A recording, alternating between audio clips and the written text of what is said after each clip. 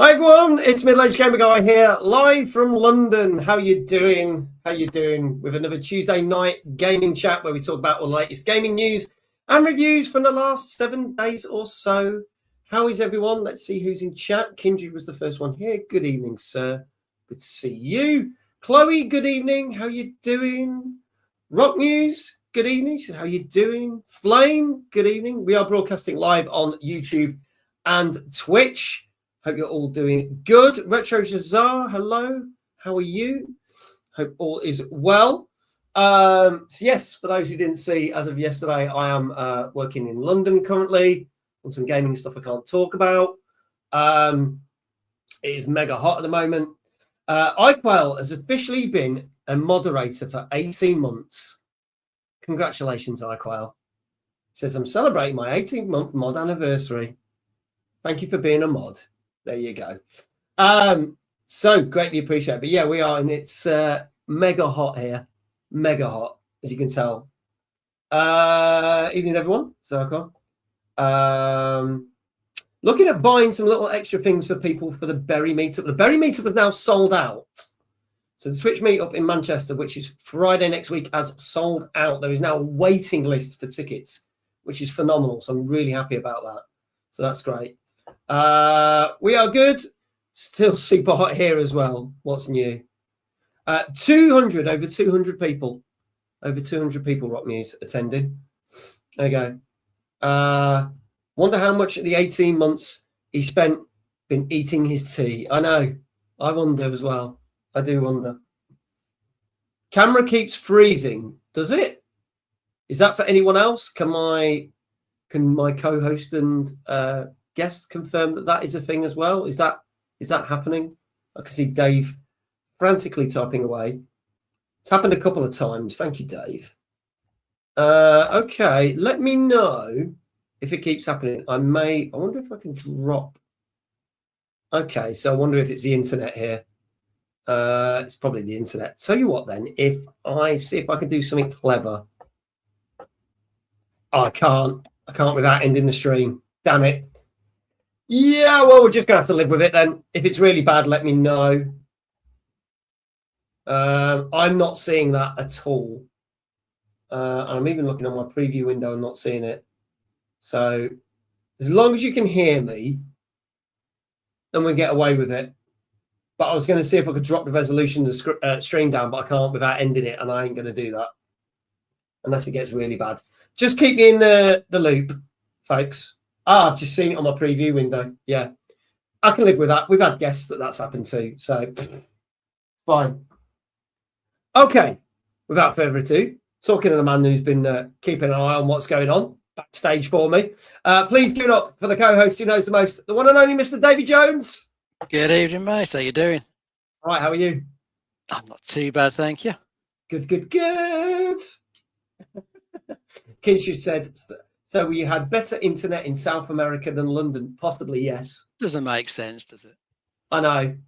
And I wasn't even hardwired in. I'm not hardwired here, but I wasn't hardwired in South America. I was trying to use South America, which is coming up to nearly a year since we did that broadcast. But the Wi-Fi was at the reception, which was at the other end of the building. And I'm surprised that worked. Yet when I was in Liverpool, the router was next to me. And the Wi-Fi was terrible. This works. We can make this work. So it's all good. So anyway, Davey's in the basement. Maybe that's why he's got better Wi-Fi. Indeed. Yeah. The router down here. Yeah. I've actually just sat down with my tea as it happens. I should be fine for shout-outs after Midday has done the usual intro and banter. Thank you. Greatly. How was your weekend, Dave? What you've been up to? What you've been playing? Oh, my weekend was all right. Thanks, mate. Just a bit of a lazy one. Just doing a few jobs in the garden and nothing outrageously exciting. But, still getting some gaming in. Nothing really that different than what I've been playing in recent weeks. Still on Forza Horizon 6 and Battlefield 6 on and off. Yeah. Just, dropping in just to keep up with those and still enjoying them both. And then I did pick up Baldur's Gate 3 again. It's been a couple of weeks since I've played that. So still carrying Act 3. But slowly whittering down the quests that are remaining before I go to the the last one. Just getting like the companion quest done and a few of the ones I've got there. So the number is going down now. So I'll just stick at it and I'll get it done eventually. I don't get too distracted with the stuff coming out. We've got a few good things out next week. So yeah, we've got a couple of good things coming out. Highly possible. There you go. Kindred is still playing The Last of Us 2. This makes me laugh because this is what happened to everybody. I thought I was at the end of The Last of Us 2, then realised now I've got the whole Abby thing to do. Yes. The part where the game should have ended. Yeah. As much as I did love that game was a little bit overlong and it didn't help by having that. But hey ho. Still a good game. Yeah. I have nearly finished Replaced, but I have not been able to play it because I'm here in London. So I'm literally one chapter away from finishing it. So that will have to wait. I might get a chance to finish it. Maybe. But yeah, we'll see. It might be a couple of weeks before I can crack back on with the backlog. We'll see how we go. So not really much I've played, to be honest. Not going to lie this week, but there you go. But then I get to try out a load of new games next week and the week after. So yeah, can't really complain. There you go. Preferred the first one to the second. I think a lot of people did. But there you go. Anyway, without further ado, let's bring in our guest this evening. This gentleman has a wonderful podcast. He's one of a number of podcasts that he does through the network that he's got. And I was a guest last year on one of the episodes. Hannah, good evening. How are you?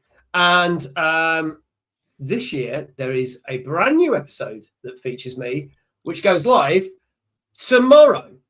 So my timing being absolutely terrible, there might be stuff that we haven't announced yet that comes out, but that's not Jeff's fault. That's my fault. So Jesse can shout at me. So there you go. So if you want to find out some stuff that we haven't announced yet, that's an incentive to listen to the podcast. Please welcome from 8-Bit Back Issues. Please welcome Geoff Owens. Hello, Geoff. Hi, Mike. How you doing? I'm all right. Good to see you again. It's too late to edit anything out of that podcast now. It's there ready for dropping. It's going to go. Fine. I'm not going to do that to you. There you go. Yeah. And I've been playing Last of Us 2 as well. So. Have you? So have you got that point where you've got to the bit where you've gone, yeah, this game should have ended now, about now? I feel like it's going on a bit. But yeah, I haven't got to that bit. I know exactly what happens because I have seen a spoiler where you play the whole second half of the game as another player. I'm still playing as Ellie at the moment, so enjoying that part of the game. Cool. I still think it's a very, very good game, but just definitely. It does suffer from some games where it gets a little bit long. If like the Silent Hill 2 remake, we've said this many a time, fantastic remake. They just padded it out a bit too much, which always never so good. There you go. Danka says, Notepad at the ready for all the juicy exclusives. There you go. So obviously there's the link for you can go follow 8-Bit Back Issues on X, but also you can get it on Spotify, iTunes, numerous other places. But for anyone who's not seen it or listened to it, Geoff, please do tell everyone that's watching what 8-Bit Back Issues actually is, please. Well, what we do is we bring out a magazine from anything really from the 70s up until modern day. If anyone can find a magazine that's still going, video games. But the magazine it can be anything from the years of the Atari all the way up to modern Xbox, PlayStation, Nintendo. We've had a few about the Sinclair Spectrum, which is my area of knowledge a little bit more, so I do tend to possibly focus a little bit more on that. I've been trying to move away from that though, but we've had episodes about American magazines. We've got one coming out next month, which has got an Australian magazine with John Robertson from the Dark Room. That's going to be the August episode. Amazing. I'm not familiar with Australian gaming magazines. You don't hear about them much, so that'd be interesting to. It's a very similar style to British gaming magazines, particularly the humor from the 80s and 90s, which seem very much influenced by the likes of smash hits and magazines like that. So it's got that sort of ironic, sarcastic humor to it. It's pretty good. Quickman says, hello, Quickman, by the way. Says, I do like looking at old game mags. Amiga power forever. We've done an episode on Amiga Power about 18 months ago. You got to check them out. So I always had a fondness because obviously my first one was my first ever copy of Computer and Video Games from 1988. And then we jumped for this episode that goes live tomorrow. We've jumped 2 years and gone into the 1990s where they started to show stuff for like NES and other things and the Atari Lynx and other little getting into the next era of gaming, which was just see that in a 2-year jump how it changed from just Spectrum, Amstrad, etc., C64 to getting into consoles. Yeah, well, there's even mention of PC Engine games, Yes. which is such a rare niche for the time as well. So my knowledge of PC Engine games isn't great. I have played 1 or 2 over the years, but it's quite nice to see them hyping it up at the time. It's quite fun. Yeah. Kindred says, I think my first mug I ever bought was Your Sinclair. Same here. There you go. There you go. Dave, do you remember what the first gaming magazine was you bought? It could well have been a CVG. Mm. I can't recall anything else. Yeah, I mean, my first computer type thing was an Amstrad CPC. So I definitely didn't go for anything Your Sinclair wise. Maybe I found like an Amstrad magazine. Bit too far back in time to remember properly though. PC Engine was always good for all the shumps. I think so. We had, what was it? Road Blasters on the cover of the 1981, and it was Golden Axe, wasn't it? Golden Axe, yeah. Golden Axe was hitting the Mega Drive and everything. So for Sega and stuff. So very fond memories. Maybe if you have me back on the show, we jump another 2 years and see what's happened. But I've seen that one of your latest episodes. I got one from the 1990s.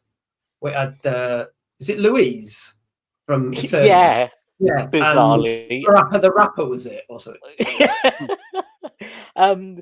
That was last month's episode. Yeah. I had Matt Latham, who is also from our network as well. He hosts or co-hosts a Red Dwarf podcast. He does a music podcast as well called Pick a Disc. So when he gave me this magazine, which had Louise on the cover, I thought, this is so you, Matt. We just have this weird conversation about why the hell Louise is in a gaming mag playing Parappa the Rapper. And I don't know if it was something that they then went on to do as a regular thing, but it's quite fun seeing the snapshot of time. It is so 90s a magazine cover. It's unbelievable. Yeah, it's bizarre. It's so bizarre. I don't even remember that cover, so that makes me think I might have stopped reading that magazine, because I think that's when they converted to CVG and then went back to computer and video games, because they tried being trendy and hip at one point and called it CVG and it didn't catch on, and it went back. And I don't think, because I don't remember having that on the cover. So I think I remember a singer from Eternal. She's a TV now anyway these days, isn't she? Louise. Is it Louise Nerding? She was called Louise Redknapp. Is she still Louise Redknapp? I don't know. I think that. Who knows? Let's not go down that route. We're not talking about pop stars. Who cares? Yeah, who cares? I think my first ever games magazine was Games Master, issue 3. I was a big CVG fan in the late 90s, though. I still go back and look at them on the Internet Archive. There you go. There you go. A quick man says, I think I had a Games Master or an official PS1 mag. Icon says, I had the Louise Parappa crossover issue. Oh, my God. We've started. Well, go listen to that episode as well. If you want to listen to all the episodes, feel free. There's 30 episodes so far. You're 31. Yeah, there you go. We're going to be number 31, which goes live. There is the chat. It's pinned to the top of the chat on the Twitch chat. Icon, if you can drop the links again, be greatly appreciated. If you can click the link and listen, subscribe. But it's not just Spotify. It can also be found on which other listening places, Geoff? Apple Podcasts, Podbean, basically anywhere you find podcasts. I use a podcast catcher called Podcast Republic. I think I'm the only person I know who uses that. It's an Android app, and the great thing is I can download them and playlist them, and I haven't found anything else that does that yet. Nice. So go check it out. The links are there in the chat. Shall we start our So we start our show for this evening? Yeah, let's go for it. Let's do this. Let's see if I break the internet by hitting a button. So I'll tell you what, let's do first things first. Let's turn all the comments on. There you go. Let's hit this. This is our 273rd show. Tonight we're going to be discussing Monopoly Star Wars, Heroes and Villains, a Rhythm Heaven Groove, which also has a different name in this country, as we discovered earlier.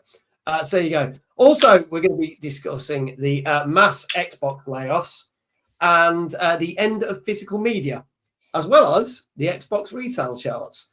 This and much more. What I'm going to say is this week was another very slim week for new game releases. We've only got 3 new games from the last 7 days. However, there have been a lot of games that have come out in the last 2 weeks that reviews have only just landed. So, kicking off is our first game tonight. It was a game I actually streamed that I wanted to talk about 2 weeks on the show, but there were no reviews for it, but they finally landed. So this actually came out 2-3 weeks ago on Tuesday, the 16th of June on Xbox Series X and S, PS5, PC and Switch 2, and you can play it on Game Pass.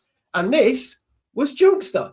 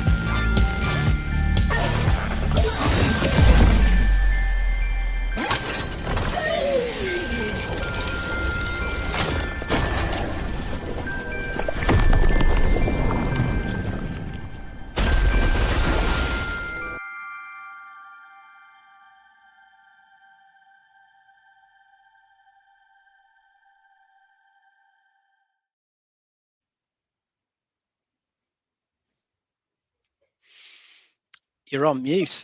Yeah, am I on mute? My mic just muted. There you go. Did everyone see the video okay, or did it go weird at the end for anyone? It looked fine to me. Cool. It just literally stopped on mine, so that's fine. It just stopped, but that's fine. As long as everyone saw it. That's cool. Here we go. So this is Junkster, folks. It is £10 on Steam, £10 on Xbox. You can get free on Game Pass Ultimate. On PlayStation, it's about 50p cheaper, £9.49. And a tenner on Switch. It is a really cute game. Dave, tell us more about this one. Yeah, it's a little 3D action platform. You're playing as a cute little robot called 13, whose ship crash lands on a junkyard planet. And so you got to go out and try and find all the missing bits of your ship. And I think human artifacts as well that you were carrying. You got to collect all those again. And then, ultimately rebuild your ship and try and escape. From what I could see in the trailer and the video I watched earlier, it does look quite a nice game. It's gone for sort of comic book style with its visuals. They sort of add that comic book style into the game itself with some of the little words that pop up. And I think you've got comic book sections to it where it's telling the story. And it looks like quite a good platform as well. Lots of little collectibles in there. It's got a little building element as well for the stuff you pick up. It's like build platforms so you get across areas. Looks like quite a nice little game. And for like £10 across most platforms, not a bad price either. Yeah, it looks worth a go to me. Yeah, I was quite surprised at how much it actually costs. Not going to lie, but I played this on Game Pass. I had a lot of fun with this, and it's a good little platformer. There's also some crazy puzzles, some which are quite easy to figure out, some which you really do have to look up stuff on. Guys, I'm not going to lie. There was one thing we were just like, how on earth do you get to these things, especially if you want to get like 100%? There's a few things. But I like also the creativity in it. The combat's nothing too difficult, but I liked how it constantly made you look for different things and it opened up different areas. So really enjoyed this. Geoff, your thoughts on this, on Junkster? I think the fact that it's on Game Pass probably means I'll give it a chance. I'll give it a download and see what it's like. It's probably not the sort of game I would have gone out of my way to play, Okay. but I'm always happy to give games a go if they're out there on Game Pass or free downloads or whatever. I'll give them a try.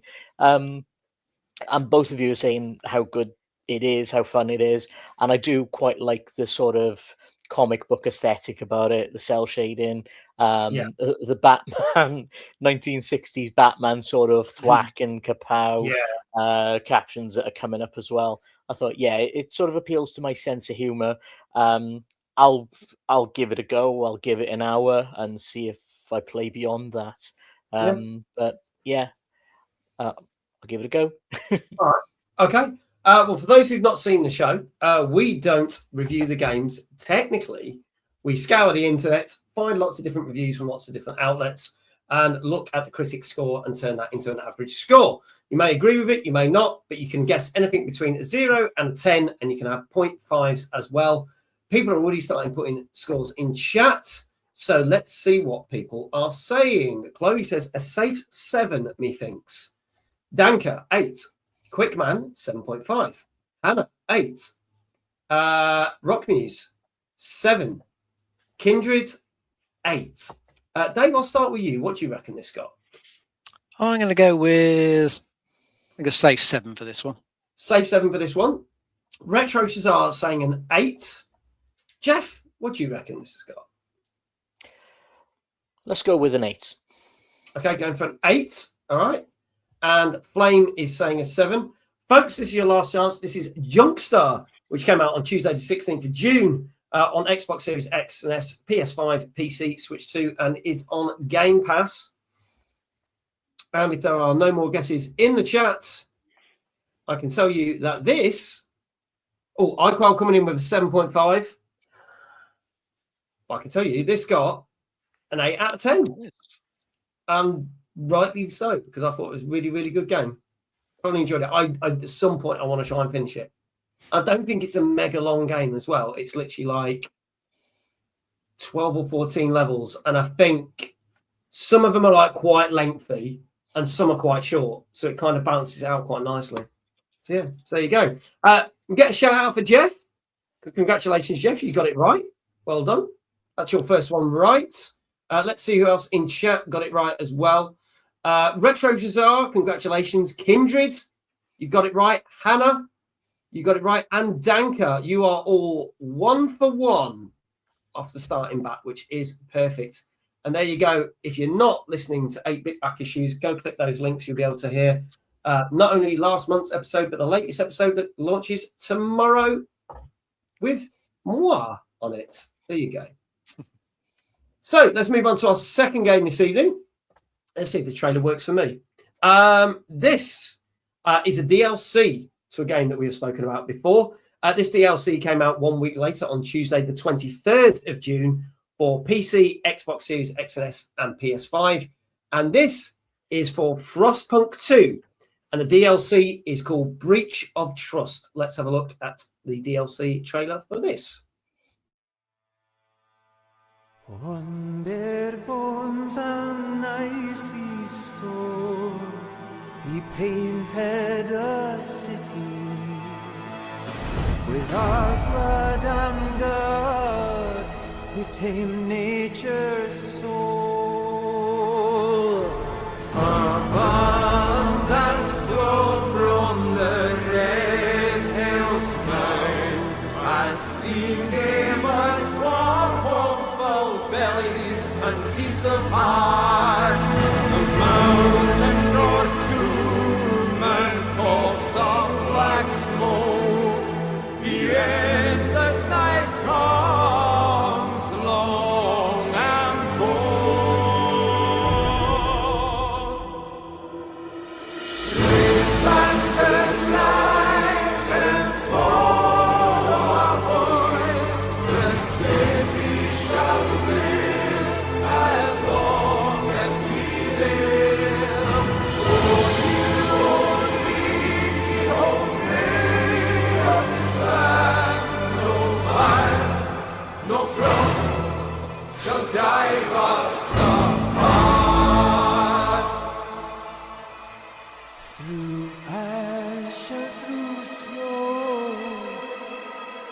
we'll find a way.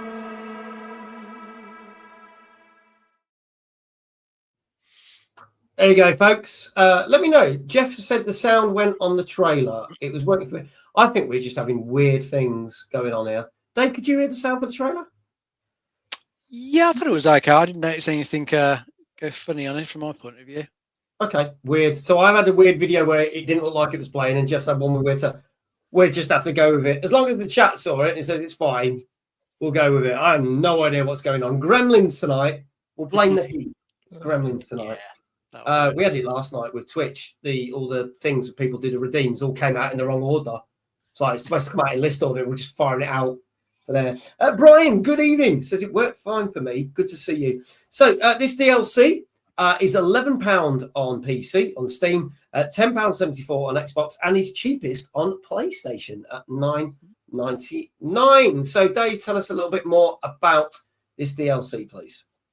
Yes, this is adding a new scenario onto the base game. I think you're in charge of a city called New Edinburgh that's been built near an active volcano that has become somewhat destabilised with all the sort of geothermal energy use that's been done around it to power the city. So you're sort of taking over from like the previous leader of the city who's been like ousted, and it's up to you to try and balance like the city's survival, politics, diplomacy, all those sorts of things, all these morally grey decisions you've got to make in the game to try and keep the city going and see if you can get the populace away from this one before before disaster occurs, and you try and get into another city that's nearby that might be friendly to you depending on how you treat them. So it's quite an interesting take of the city builder, the survival elements. Always thought these looked and sounded pretty cool, but I never got around to playing either of the main games. But yeah, they do look pretty good. Yeah, I've never played either. But yeah, we'll see what we think. Geoff, have you tried the Frostpunk games? No, they're not my sort of game, in all honesty. So yeah, this one would have passed me by, unfortunately. That's fair enough. What do you think to this concept of a DLC? It's not too badly priced as well, is it, for a DLC? Me? Yeah. It's a decent price for a DLC. I mean, I've seen, DLC is a lot more expensive than this, and this looks like its own. It's got quite a substantial game here. You're looking probably a good several hours worth of play on this, I would have thought. Possibly even more, depending on how lost in the world you get. But yeah, I mean, it's good value for money if you like that sort of thing. Yeah, that's good. I think if, as you say, if you like these kind of games, then you're going to get you'll get a lot of game time for your money on this one, I think. Yeah. People are going to get more out of this game than I would. I think it's just safe to say.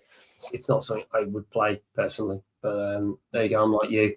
Let's see what people are saying scores-wise. Chloe going for a 7. Rockme's going for a 7. Danker for a 7.5. Quickman, 7.5. Tompa says 7.5. Brian from the UK Gaming Network says 7.5. Everyone's just saying 7.5. Hannah, 7.5. Kindred, 7.5. And he said, and that may be too high. We'll see. Flame. Oh, finally, someone else has given a different score. 7. Thank you. Geoff, we'll start with you. What do you reckon this has got? Sorry, Brian from the UK Gaming Network has been a guest on the show as well. I just want to say as well. Oh, yeah, that's fine. Yeah. 6.5. Okay, 6.5. Retro Jazar saying a 7. Icor saying a 7. Dave, what say you? I'm going to say a 7 as well. Go for a 7 as well. Okay, folks, it's your last chance. This is the new DLC for Frostpunk 2. This is Breach of Trust, which came out on Tuesday, the 23rd of June, for PC, Xbox Series X and S, and PS5. And if there are no more scores in the chat, I can tell you that this did get 7.5. So there's a lot of people who got this right. A lot of people. So congratulations to the following: Kindred, Hannah, Brian, Tompa. It's great because Tompa missed the trailer, so that's a good start for Tompa. That's good. Quickman, Danker as well. So all of you are going to get shout outs Congratulations. And now I know that means Steam players really don't like this DLC. Best view is the gameplay, -5, Scottish accent, +10. This is why I don't go on gameplay reviews.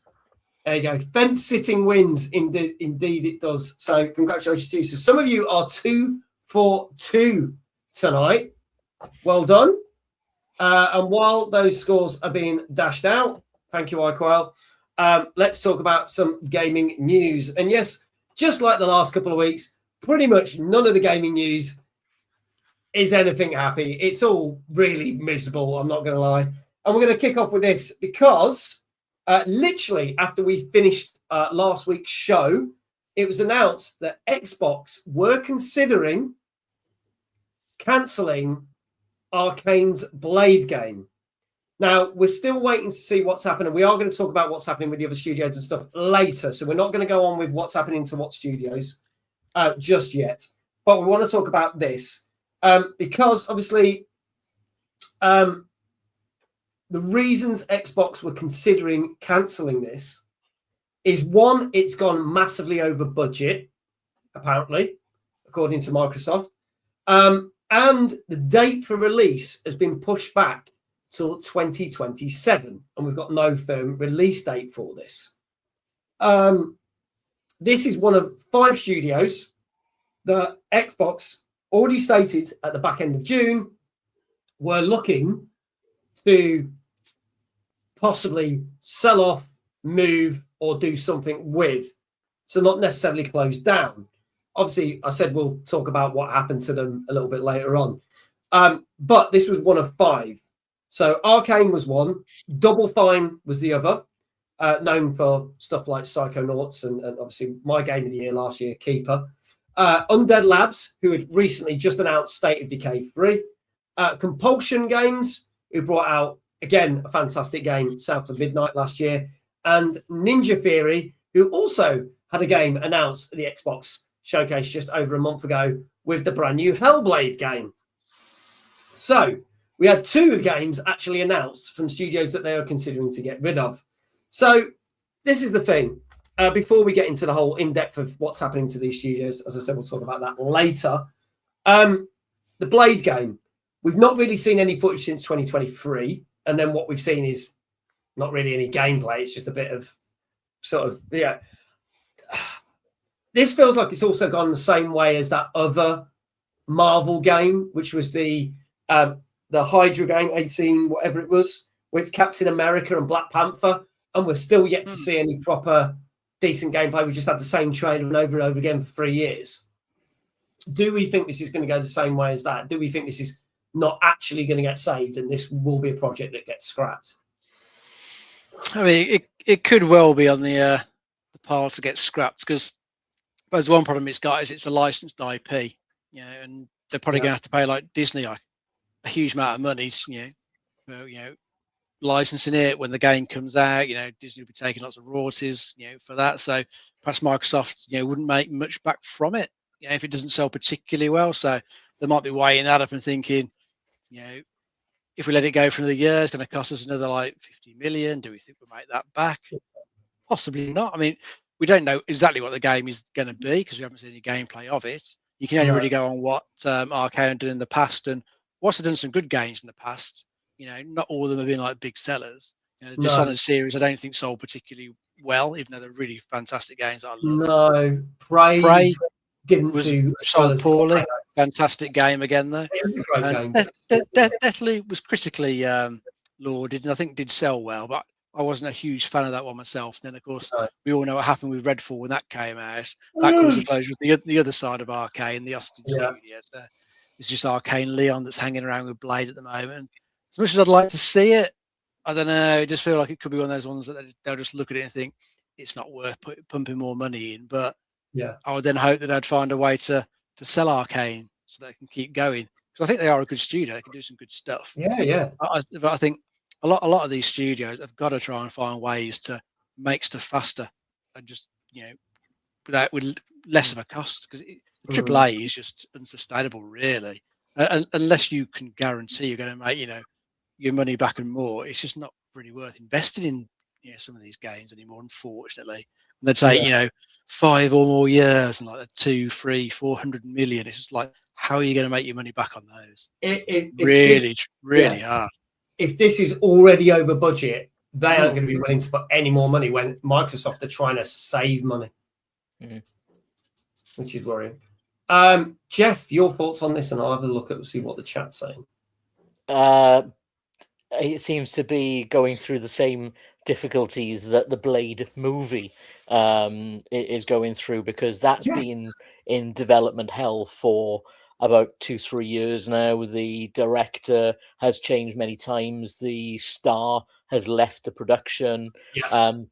So, it seems that anything with the word Blade attached to it at the moment is a bit of a poison chalice. And it's a shame, because did you ever play the Blade 2 game that came out on Xbox? I didn't know. No, I didn't either. Yeah, I really enjoyed that back in the day. I'm a bit of a sucker for superhero games, in all honesty. I'm probably a bad judge of reviewing games like that, because I liked the Marvel Avengers game that came out on the Xbox a couple of years ago. I thought there was nothing wrong with it. I didn't see what all the hate was for it, in all honesty. So I've kind of been looking forward to this, but it just looks like it's never going to see the light of day, the same as the movie. Which is a shame. Let's see what people are saying. Quickman says, the cruelty of having games at shows like Game Awards or Summer Games Fest when you already know you're cancelling it, killing the team, making it as cartoonish. See, and this is what I don't get, and I'll talk about this in a minute. At least Blade's going to be in the upcoming fighting game, which is obviously Marvel Token, which comes out in next month with that. But, I mean, this is the funny thing. Kindred had the Blade 2 game on PS2. There you go. So he remembers it. I think this is the funny thing, though, because why spend all that money and put out the trailer? Because, especially Summer Games Fest and things like the Game Awards, it's about £1 million a minute to put out one of those trailers, right? Why would you do that if you were already knowing that you might want to sell on these companies or get rid of them? Why would you even think of... You'd be better off pulling the trailer and not showing anything. Because people were kind of like, oh, we're getting a new State of Decay. Oh, we're getting a new Hellblade. Not that I give a shit about that game, but anyway, because it's not a game. And then just to be told like 2 days later, oh, by the way, we might be shutting studio down, so actually you're not going to get those games. It seems ridiculous to me why they've done that. Marvel 1943 was supposed to be coming out this year, and now says, well, it's been delayed multiple times. So it's not just 2025. We've mentioned it on our when we did the shows at the start of the year. We mentioned it a couple of times already because it was supposed to come out that year. Then it got pushed back from 24 to from 25 to 26, now 26 to 27. Lord knows if we'll ever see it. We've not seen anything from it. I hope we do, because I like the sound of that one. But as you say, it sounds interesting. Yeah, it's set in the World War, playing two different iconic characters. Sounds great. Marvel Token announced Blade at Evo. That went down very well. It did. So I think that game will be all right. Again, that was in our top 50 games. They should just advertise Timeless instead. Thank you, Michael. Get your tickets now. You can see some wonderful people there. Like Geoff. Geoff will be there. So there you go. Cool. I will. Yeah, he will be there. You go through the front door and he's literally one of the first things you'll see. So there you go. I'll be there as a trader. Yes. Although you can feel free to ask me about the podcast. I'm not going to complain. My partner might, but I'm not. And take photos. He's very amicable like that. It was a surprise when he wasn't in Marvel vs. Capcom 2 and Jamie wasn't in Marvel vs. Capcom 3. So now it's like, yeah, there you go. So he's in it. So I'll keep some Blade fans happy. But yeah, there you go. We'll talk more Xbox news a little bit later on in the show. But let's move on to our next game. Now, this is a game that's been out for quite a few years and has already been on Nintendo Switch. But on Tuesday, the 23rd of June, it got its release onto Switch 2, as many games have been. So again, if you've never played this before, it might be a good option to go for. This is from the likes of Sega. This is Sonic Frontiers, the definitive edition, releasing on Switch 2. Let's have a look at the trailer for this.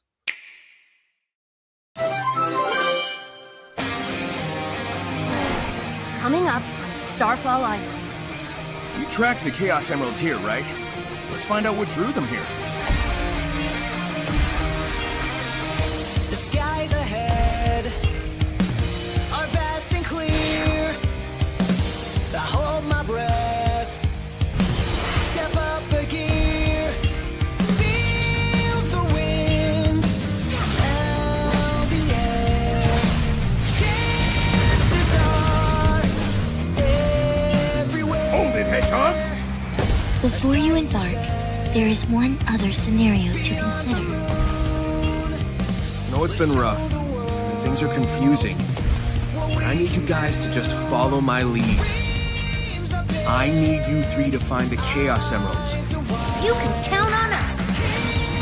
The voice deep inside. Obstacles are no excuse. Come what may, there's nothing to lose. Turbulence won't stop us. We'll keep moving through. Challenges life throws our way make us even stronger today. These that we ignite. Here we go. Find the Chaos Emeralds. You guys are the best. Destroy the Titans. Tear down the walls between dimensions. Well, what will you do? The best I can. I'm here, reaching for across these now or never. With my fight this fear. In my hands I hold the ones I He never stops. Clarification. He never gives up.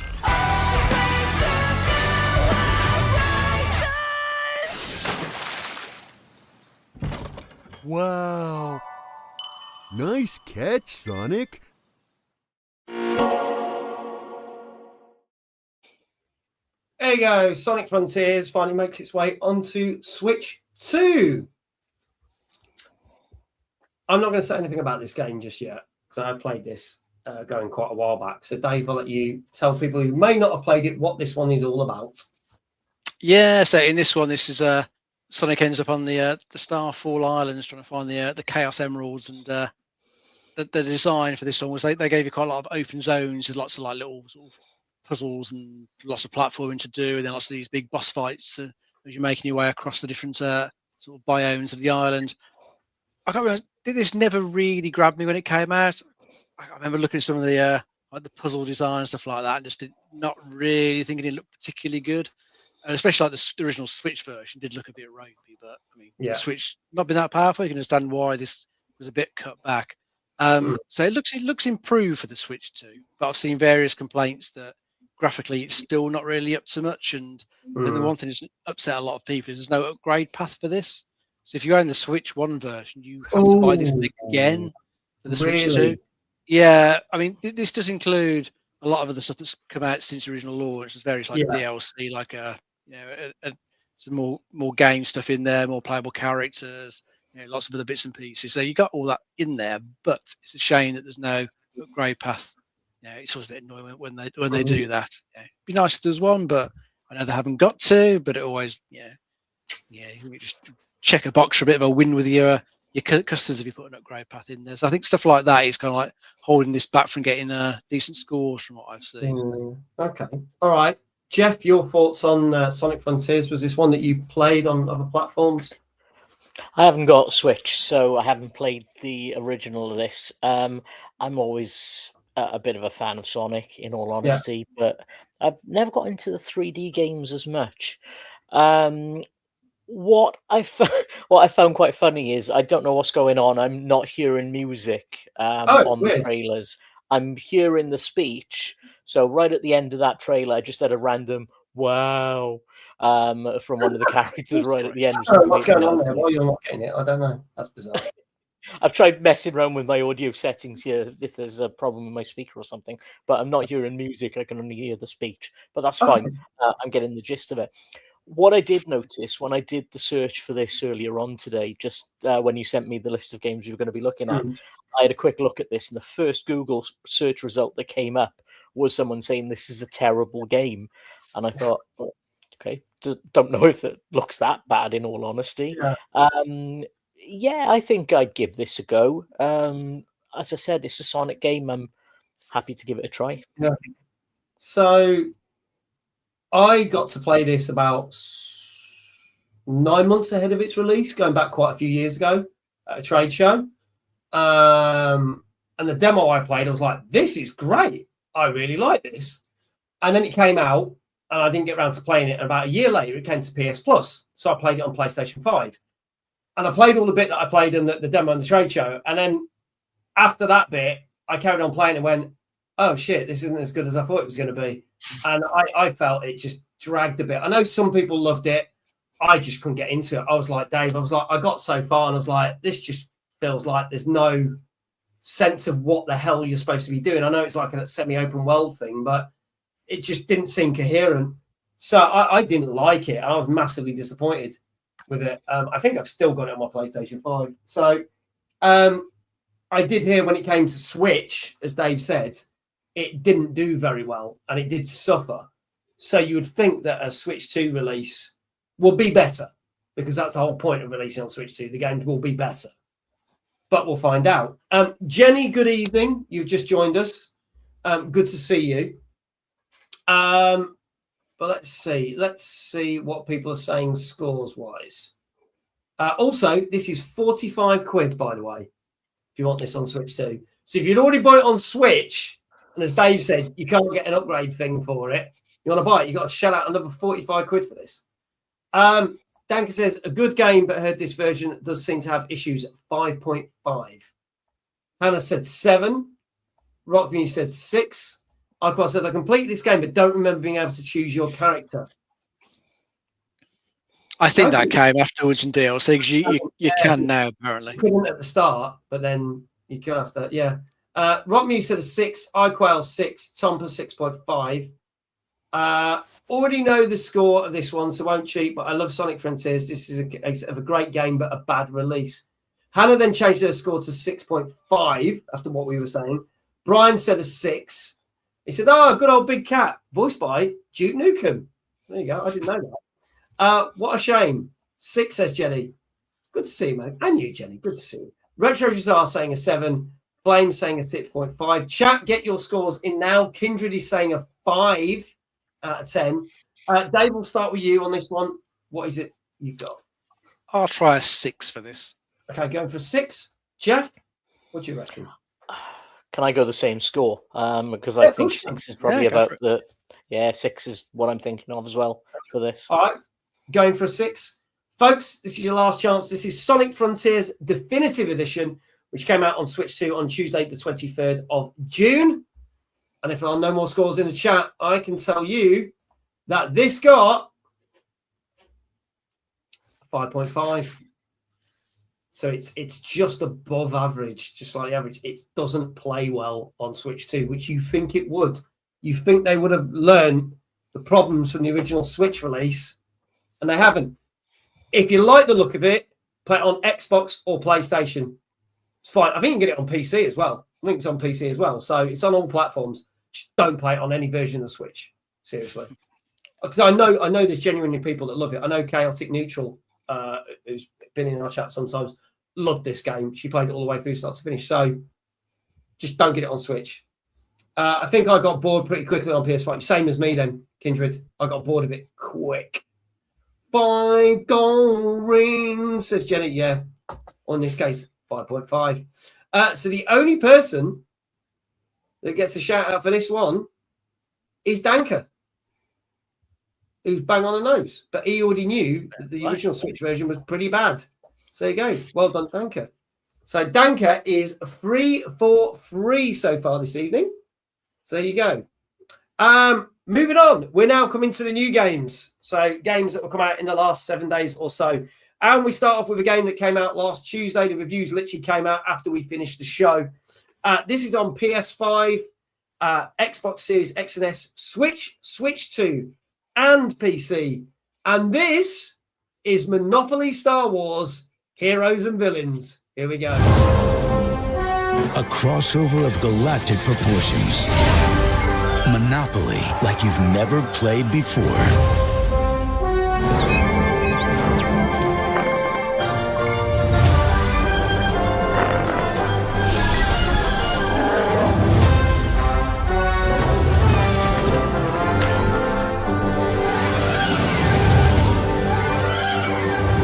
Choose your side, heroes or villains. Build your power, control the galaxy.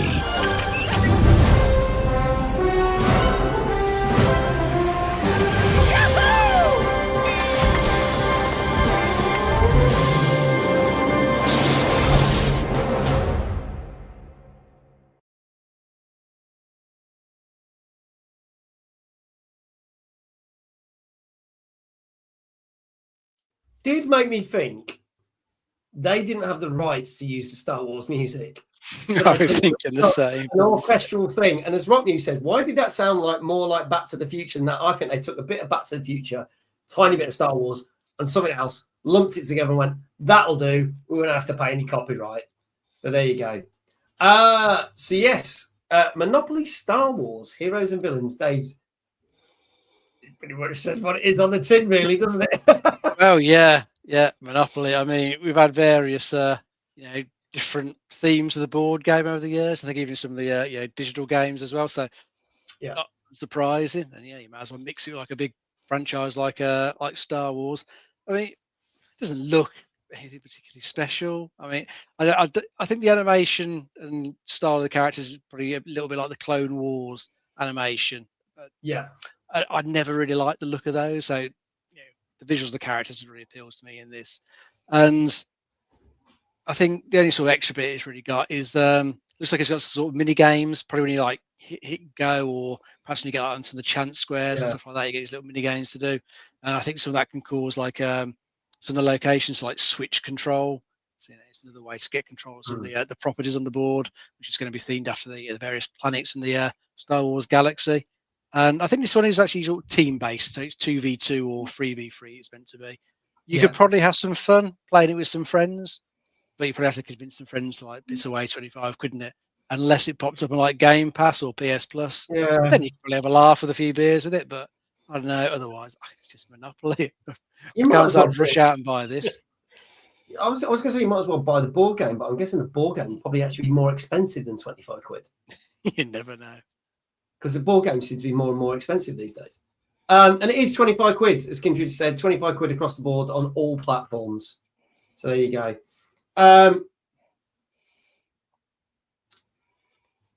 Just seeing what someone said. Oh, Darth Vader is the second most iconic villain in any franchise behind the one and only Dave Johnson in the MAG cinematic universe. He is a true villain. Robbie said he's Voldemort third. Yes. I hate these collabs. I hate that these collabs are being churned out to make money. But I also want to play it because I love both Star Wars and Monopoly.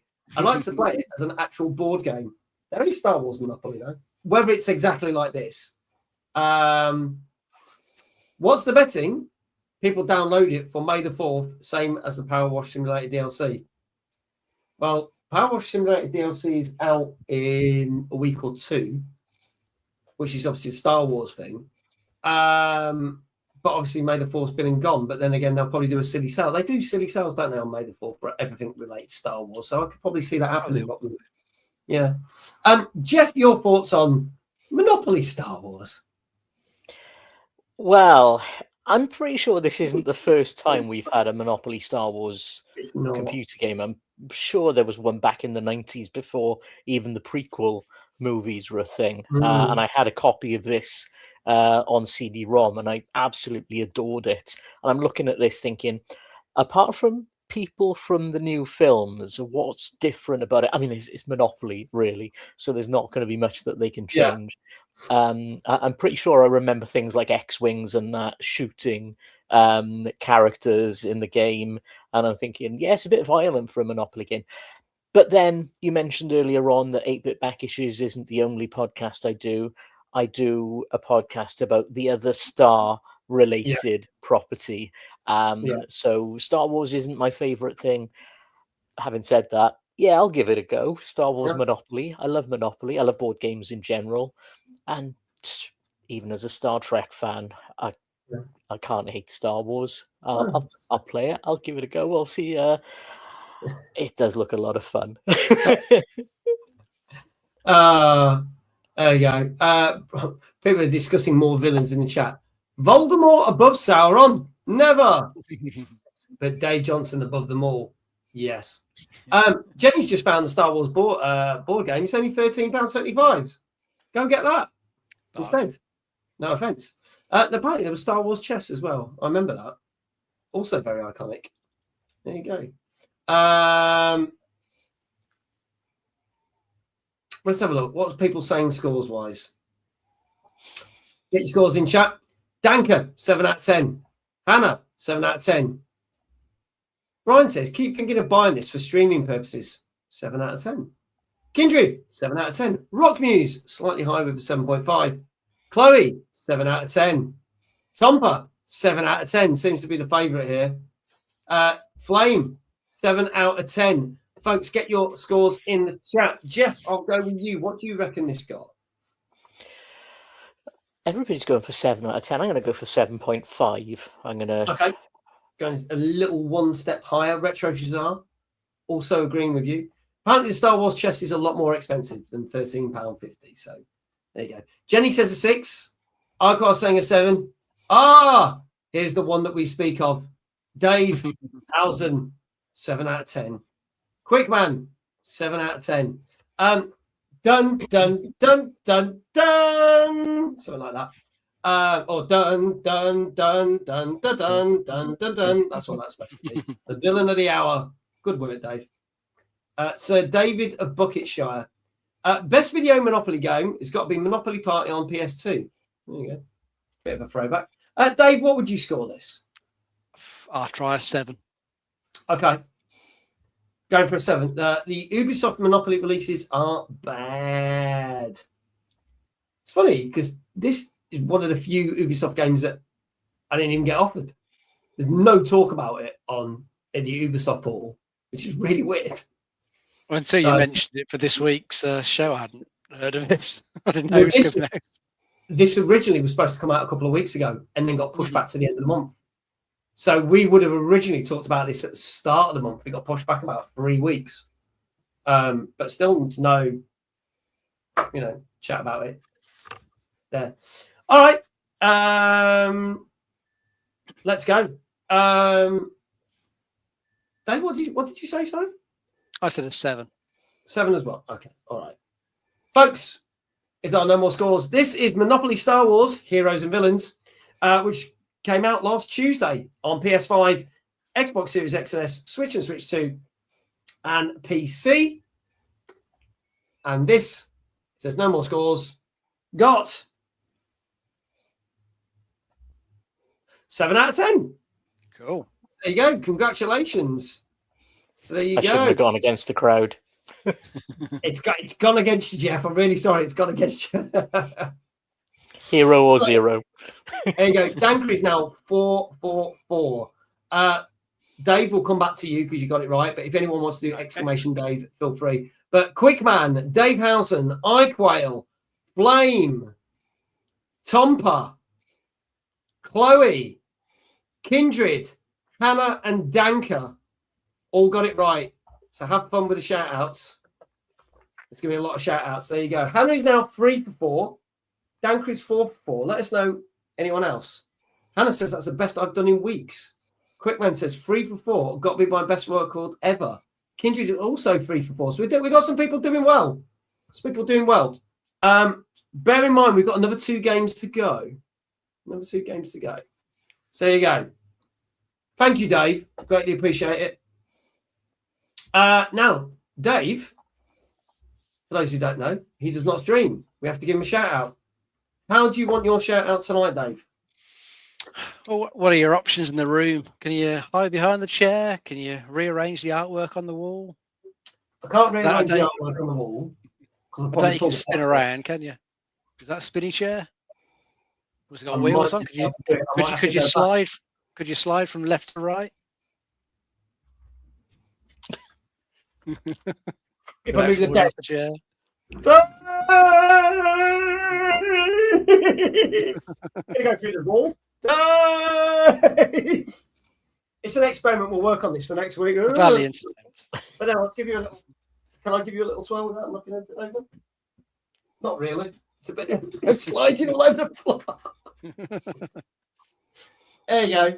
Maggie's now an opera singer on wheels. I might be able to do the knee crack. So if you get another one right, I'll be able to do the knee crack. I might be able to do that. We'll see. But there you go. Anyway, congratulations, Dave, for getting that one right. Thank you. There you go. Let's move on some more gaming news and more depressing stuff for you, lovely people, because PlayStation announced last week that they are killing physical copies of games in early 2028. Okay. This basically states that for all publishers and all gaming companies that bring out everything on Sony as of January 2028, there will be no physical editions whatsoever. You will only be able to buy digital. Now, what's interesting is a couple of analysts have looked at this and said, why would this be happening? Because there has been a big uproar in the gaming community saying, well, you know, such thing as game preservation. We're not going to own our games anymore because we're only going to own like a license. And then if they decide to strike it off the thing, you don't own it anymore. Also, it's going to kill the second-hand gaming market. It's going to kill collecting games as well. And they said back in 2013, when the PS4 launched, the market was only 13% digital and everything else was physical. Okay. But might be why Sony has switched things, because in 2025, digital sales made up 80% of the sales and physical was only 20%. So in a space of 12 years, that has massively changed.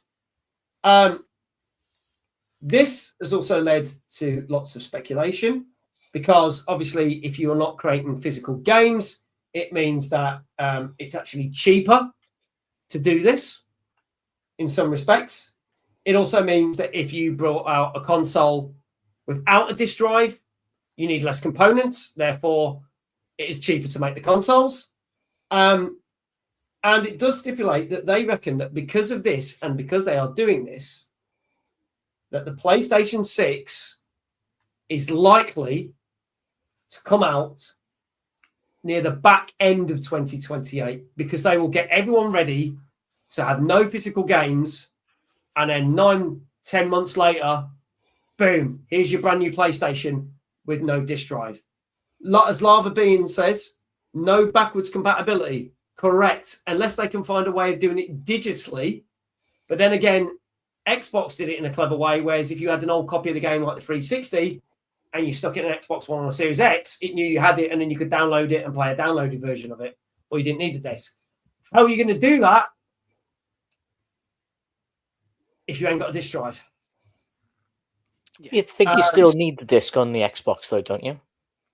In a way, yes. Yes. Which is good. But then if Xbox, which has also been rumoured, say that they will also not do disk drives, that is going to cause many problems. Let's see what chat's saying, and I'll get Dave and Geoff's opinion on this. So a lot of people are not happy about this. PlayStation watch Xbox do bad news and go, hold my beer, we can do worse. Quickman says, I said to a mate that it's rather pathetic. Final Fantasy VII was many people's first PlayStation game on their shelves, and now it might be many people's last. Think about that.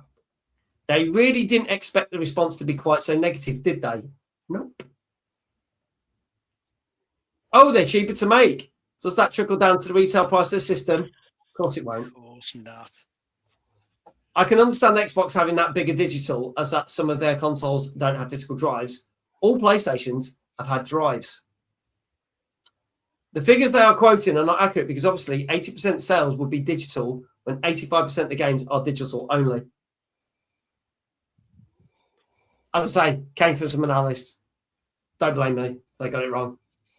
They're also going to need a ton of storage for digital, only give games 100 gigabytes. Yeah, but you know they're going to give you shit space hard drives with these new consoles because they always do with the launch consoles. Yeah, I mean, like a terabyte or something, because, if we mentioned on all the previous weeks, component prices are stupidly high, storage prices are stupidly high. Are they going to be relying on cloud? Yeah. Oh, yeah. Are they going to be relying on cloud gaming as well? Yeah, and that's not great still. I haven't got that down to fine see yet. No, I mean, cloud gaming can work well. I've used GeForce Now, and that's been pretty good sometimes. But it entirely depends on your internet connection. So if you're in a place part of the country that's not got very good, it ain't going to work for you, plain and simple. So it's still not a good solution. But I know I am going to miss physical media because I've been buying quite a bit of it recently. Because there's a lot of times when there's games that you fancy playing, but you don't really want to keep it once you've completed it because you probably won't play it again. So, like, 007, Resident Evil Requiem, I've brought those on disc, played them, blasted through them in a couple of weeks, sold them. They've gone for pretty much the price I paid, close enough to. So, I'm getting some money back to go towards the next game. Yeah. But now, I won't be able to do that with PS6. I'll be stuck with the games. I probably won't play the majority of them again if I do decide to buy them on the PlayStation Store. But the one problem you've got with it all going to be on Sony's store only. I mean, they do say there's still going to be like codes sent to retail, but what I would kind of wonder is will you still get decent deals on those? Because the discs in the retail shops you can get good deals on. Like I think Curry is usually off like 10% off a pre-order, which is usually quite good. It's better than buying it from other retailers. Better than buying it digitally. It's cheaper that way. But we've seen recently, Sony have taken away a load of movies from people who brought them on the PlayStation Store because of licensing. Could do that with games, but we'll have to see. Sony have got a very shit refund policy. You basically have to refund it pretty much straight away. The moment you just download like a bite of the game, you've lost your refund offer. So I mean, we're going to have to see whether they change anything like that, or maybe they get forced to do it because whilst the PC has been digital only for donkey's years.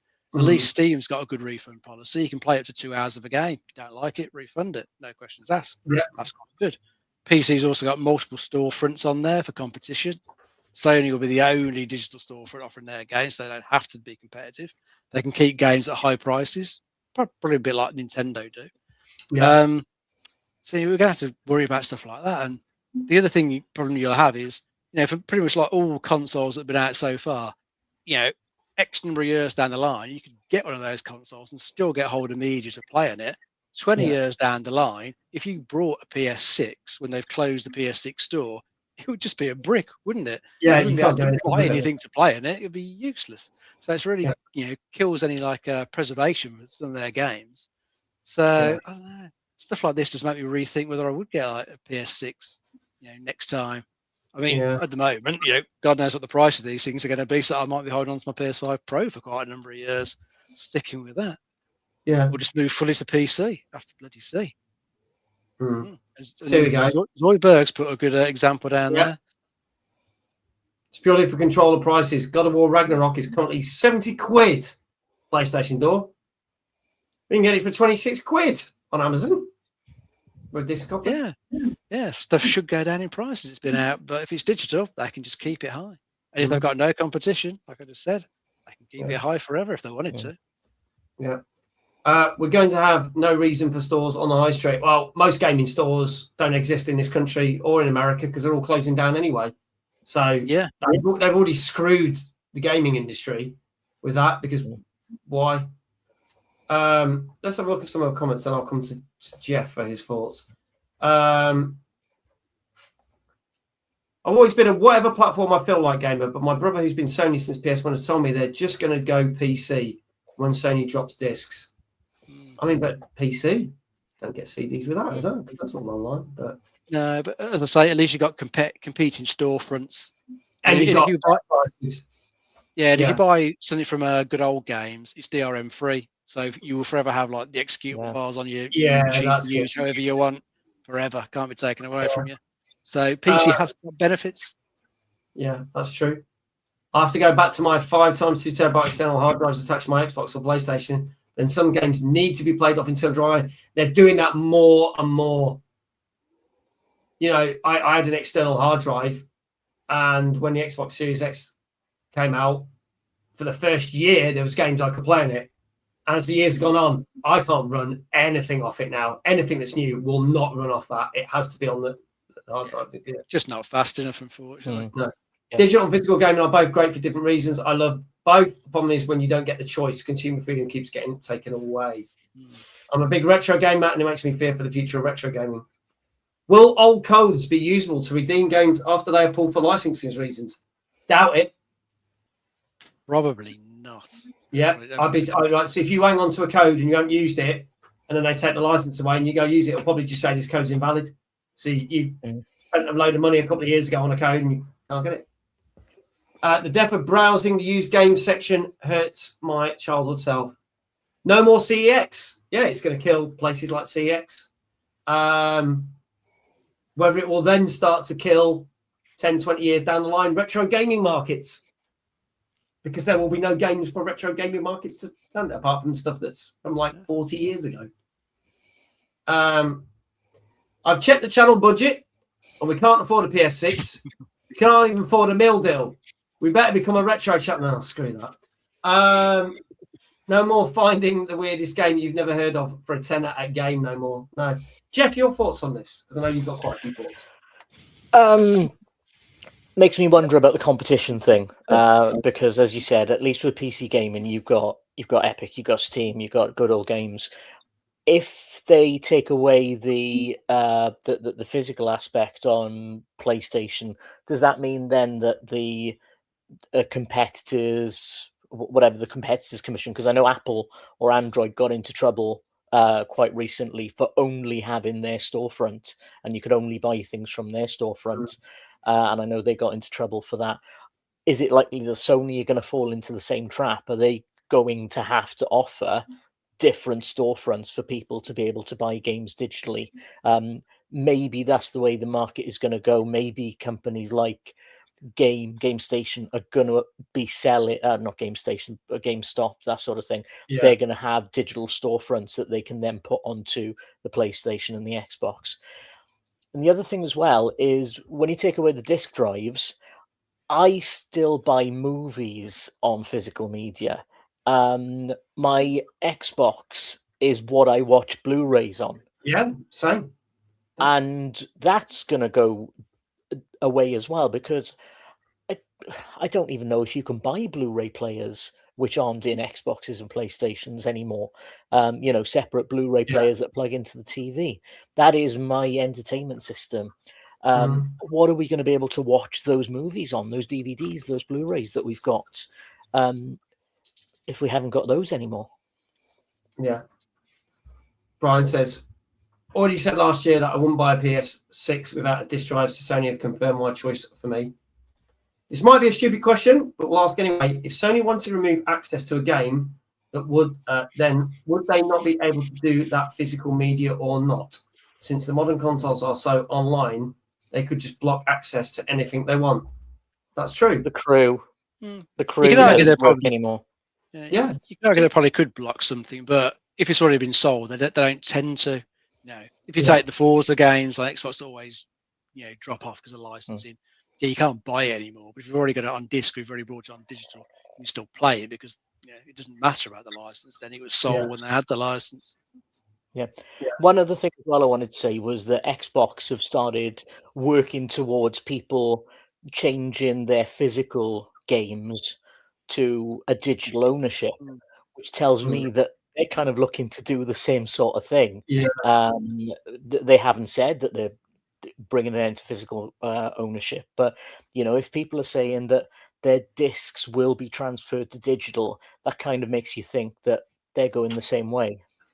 Yeah, which is slightly worrying. We will have more on this as and when it gets reported. But yeah, just when you think it couldn't be bad this week with the shit news we got from Xbox. Sony came along and made things even worse. Thank you, Sony.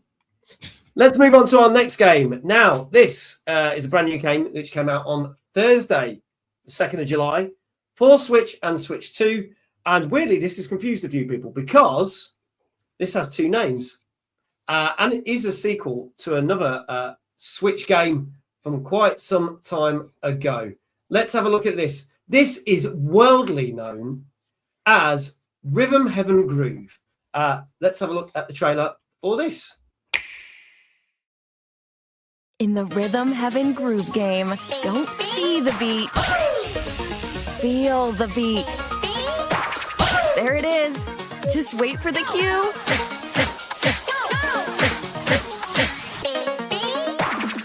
Perfect. And now you're in the groove.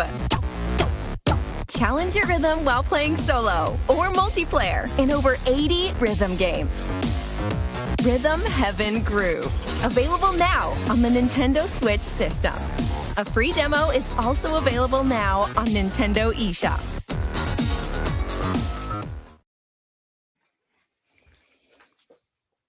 There you go, folks. So Rhythm Heaven Groove, or as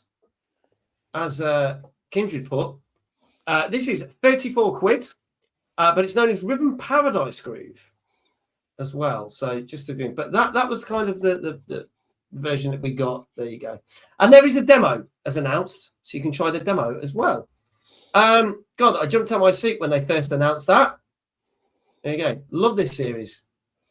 Icar said, maybe the news section should be binned off. It's just too depressing these days. I mean, I could, but then considering that this month we've hardly had any games to talk about, the show will probably last for about 15 minutes. So I'm relying on these miserable bloody news stories to keep this show going, frankly, for the 2-hour runtime. Maybe we can bin some of them off when we finally get more games to talk about. But Dave, tell us more about this, because this looks like a lot of fun. 80 games, was it? 80 different games on this? Yeah, I think it's 80 single player rhythm mini games and about 30 multiplayer mini games. So yeah, there's quite a lot there in the package, and so not too bad a price for all that. I think probably if you like stuff like the WarioWare series, those fast-paced mini games, this is something else like that. Try and pick up the groove and then start to tap into the beat to complete each little mini game. Looks like it'd be pretty good fun. Probably even better with multiplayer. Get a few mates around, have a blast at it. This one has also got a little another type of single player mode called Beat Spell. I think it's meant to be like a little RPG type mode. Still got to play to the rhythm when you're casting spells and stuff like that. From what I was reading, that mode isn't quite as good as it could be. So I think you'll get more for that the usual single player side than you would for that. But it's a nice little extra that's there for something else to play in the package. Yeah, looks pretty good. Good. All right, Geoff, your thoughts on this? I love the look of this. As soon as I watched the trailer earlier on, I started getting a Space Channel 5 sort of vibe from the music as well. It just looks so much fun. These sorts of games, I can imagine, would be great fun for couch co-op, couch competitiveness, couch party game. There was a game that came out years ago on the PlayStation, which I remember playing with mates when drunk, and it just lasted us hours. A game called Bishi Bashi Special, which I don't think anybody else remembers. So whenever I see games like this, I just think, this is a couple of drinks, play it with a few mates, and it's funny that this is my favorite game of what we've seen so far tonight. Oh, nice. I really fancy the look of this. All right. Well, let's see what people are saying. Folks, if you have just joined us tonight, you can guess your scores of what you think this got on the critic score, an average score. Reminded me of Do Re Mi from the other day. Yes, which we were playing on Jackbox. So let's see. Demo made me want to break my controller. 8 out of 10. Must be challenging. Chloe, 6.5. Danker, 8. Quickman, 8. Kindred, 8. Hannah, 8. Rockmuse, 8.5. They have a Bushy Bashy in the arcade club. They do. Bishi Bashi was Conan Wise Women Game Division that did those games. I think the series is still going on in arcades. Bishi Bashi sounds like something you do behind closed doors. Thanks. Tompa, 8. I wasn't paying attention. Usually we go with a 7, but to annoy Rock News, I'm copying her and going 8.5. Iqual, 8. Retro Start, 7. You know, anyone who puts the same as me fails. So Dave immediately went, wait, no, I'll go for an 8. Flame, an 8. Dave, I'll start with you. What do you reckon this got? I'll go for an 8 as well. Okay, go for an 8. Geoff? 7.5, I think. 7.5. Okay. Folks, last chance. This is Rhythm Heaven Groove, which came out last Thursday on Switch and Switch 2. And if there are no more guesses, I can tell you that I probably will be worried because of Dave Housen. But this did get a 8 out of 10 on average. I think IGN scored this the highest. I think IGN gave this a 9. But most places, Eurogamer, GamerRanks, Metacritic, GameSpot, there's one other, gave it an 8 out of 10. So there you go. So congratulations. Dave, you got your second one right. Exclamation Dave in chat. I'll try and do the crack your knees for you in a minute. Yeah, I was going to suggest that one. Well done to Flame. Flame, iQuail, Tompa, Dave Housen, because he quickly changed his mind. Hannah, Kindred, Quickman, Danker, and Brian, UKGN Zoiberg. Congratulations to all of you who got that right. So while those shout outs are being done, thank you, mods. Thank you, Dave. Let's give you a shout out. Danker is 5 for 5. He's got one more to go. Let's see if we can scupper him on the last one. Right. See if I can do a knee cracker. Mm-hmm. I have to think about how I do this. So I'm going to go like this, right? Oh, that was both. Did you hear that? Yes. That was both knees. Extended London, both knees edition. Here we go. 3, 2, 1, Dave! Very nice. God, bloody hell. That's the first time we've had a double knee break.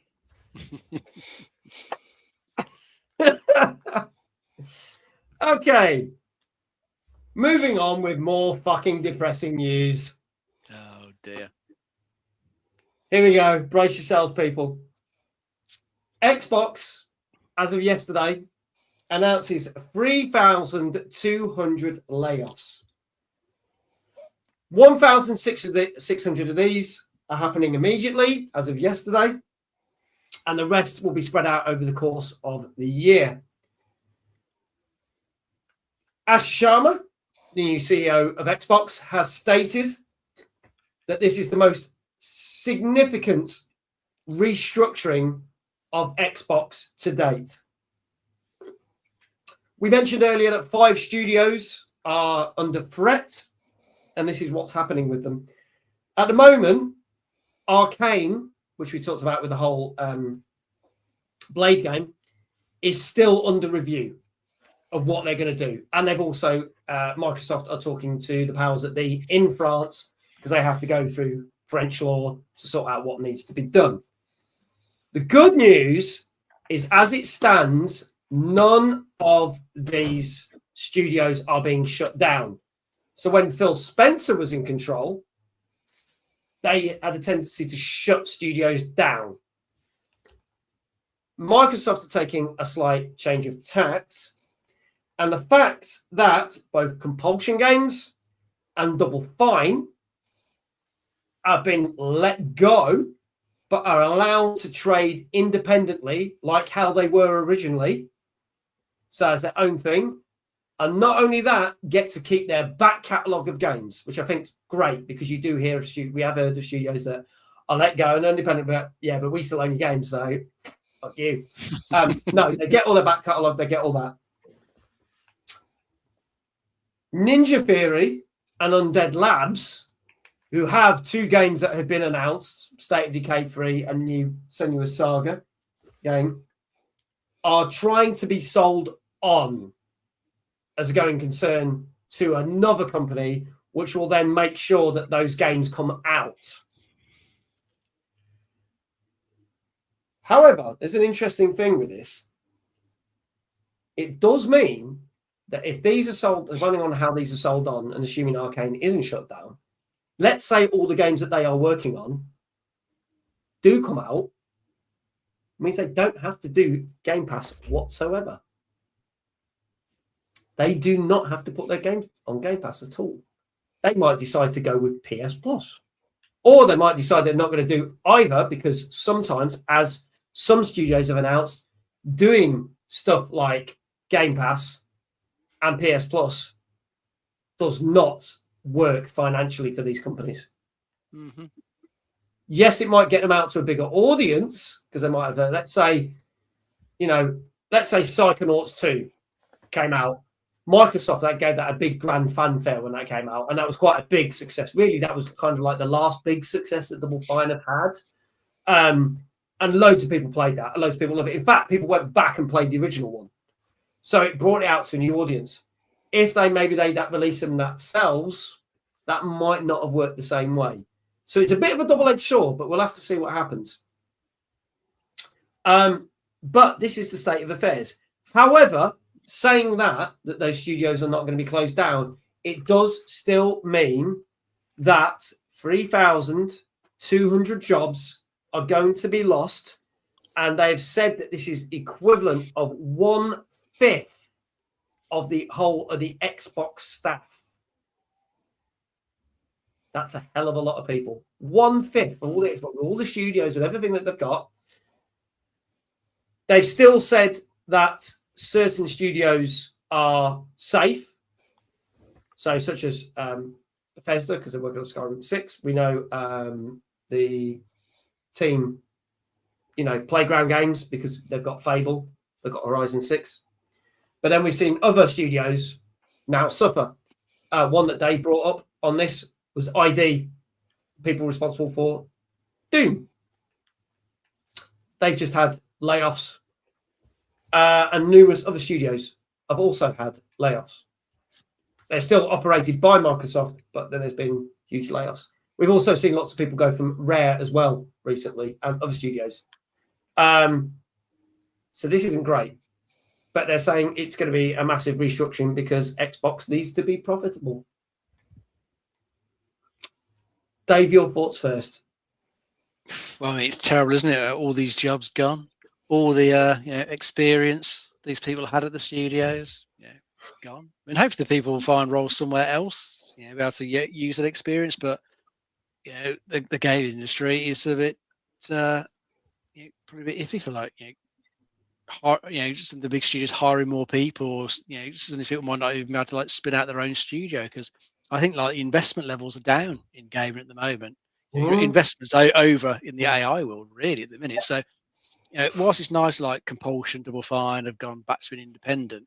You've got to hope that they either get some funding to keep going for a while, and or they make some good games that are popular and sell enough to keep them going. Because that they could go independent and not last that long, because the next game, whatever it is, they could release another Kiln. It gets no sales, and then you just don't know, do you? I mean, you make any game, you don't necessarily know how well it's going to do.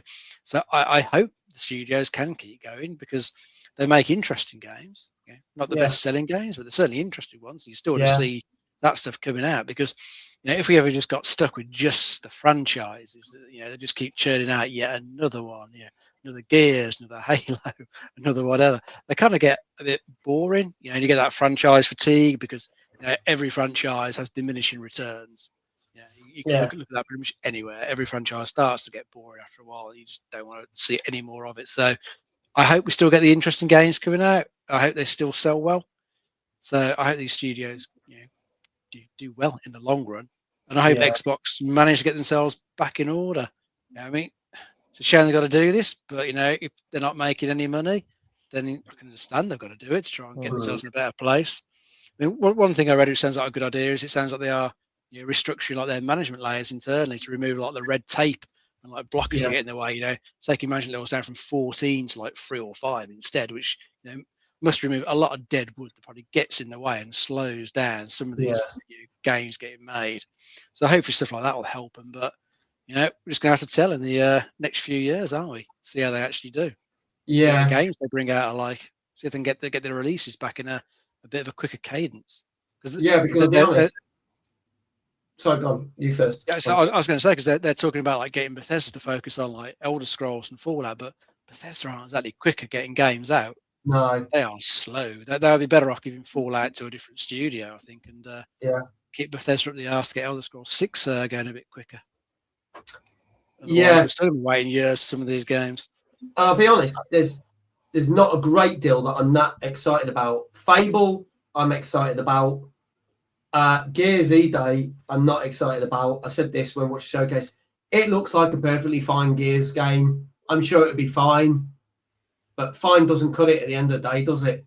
The only one that I'm really interested in is what is it? Clockwork Revolution. Yeah, which looks great. But will it do well? That's the question. It looks fantastic, but I don't know whether that's going to do well because it's such a niche thing. But we'll have to see. Let's see what the chat is saying, and I'll ask Geoff his opinion.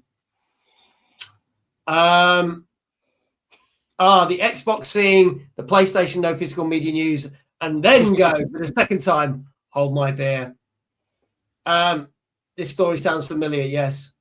Brian says they said any announced games are safe and will be funded, which would be why they made sure Senua got announced last month. Same with State of Decay 3 then as well, because that was announced.